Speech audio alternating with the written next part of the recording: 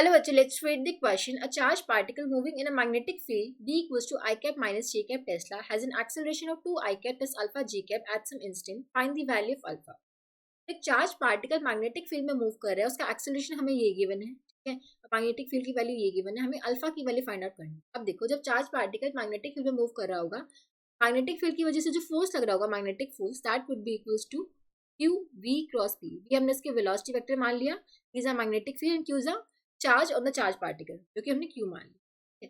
अब देखो, अब इसकी वजह से एक्सेलरेशन मिल रहा होगा चार्ज पार्टिकल को, acceleration would be f b divide by m, फिर m is the mass of the particle, क्या आ जाएगा q v cross b divide by m।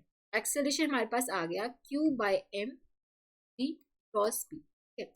यहाँ पे हम देख सकते हैं जो एक्सेलरेशन होगा वो परपेंडिकुलर होगा वेलोसिटी के भी और मैग्नेटिक फील्ड के भी, ठीक है। जो एक्सेलरेशन वेक्टर होगा that would be perpendicular to velocity vector and magnetic field vector both. हमें पता है क्रॉस प्रोडक्ट में क्या होता है, अगर c vector is a cross product of a cross b, then ये जो वेक्टर होता है that is perpendicular to both a and b, ठीक है। यहाँ पे जो एक्सेलरेशन वेक्टर होगा that would be perpendicular to velocity vector and magnetic field vector both, ठीक है। यानी कि हम बोल सकते हैं कि जो acceleration dot magnetic field vector होगा दैट शुड बी जीरो, ठीक है।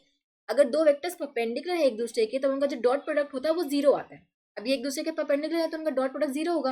एक्सेलरेशन वेक्टर हमें क्या दे रखा है, 2 i cap plus alpha j cap, magnetic field vector हमें क्या दे रखा है, i cap minus j cap equals to zero. इसका डॉट प्रोडक्ट करोगे तो आ जाएगा 2 minus alpha equals to zero, यानी कि अल्फा की वैल्यू क्या आ जाएगी 2। हमें अल्फा की वैल्यू फाइंड आउट करनी थी, दैट इज 2। हम बोल सकते हैं option 2 would be the correct answer. I hope आप सबको समझ आया होगा। Thank you so much.